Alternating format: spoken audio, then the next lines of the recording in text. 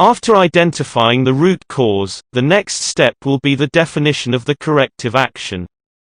At this stage, we will choose and initiate the corrective action that will eliminate the root cause of the non-conformity. This phase can lead to discussions in the team.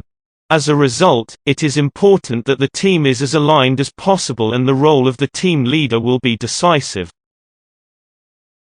Choosing the optimal corrective action can sometimes be difficult. Think of a complaint due to a production operator error, for example.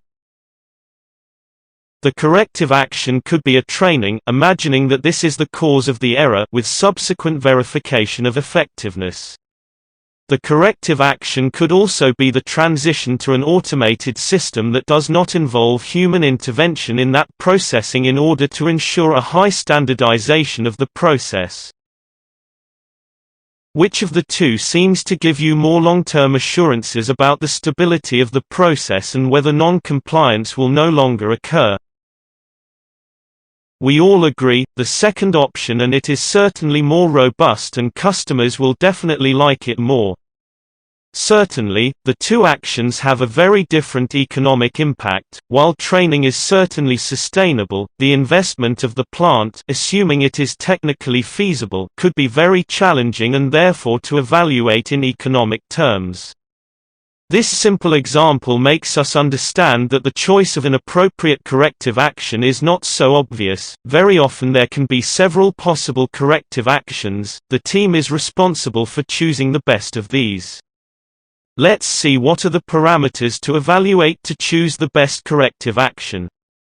The keyword, in my opinion, is balance. It means that in the optimal choice it is important to consider several aspects, and they are: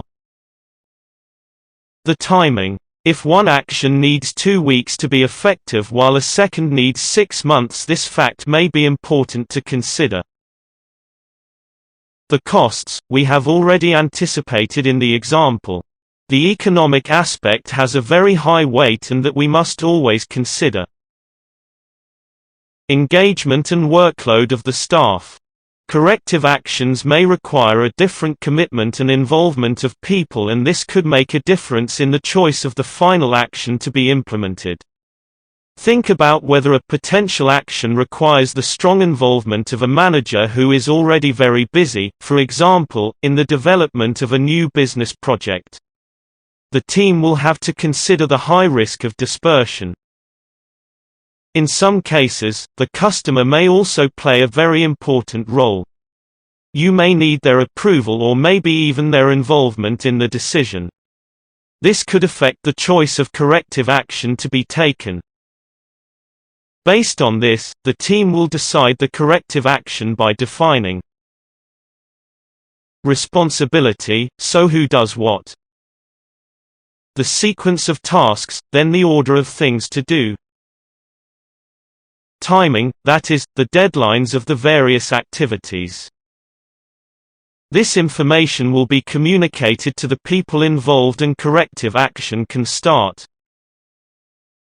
In the next lesson, we go to the 6th step of the 8D method.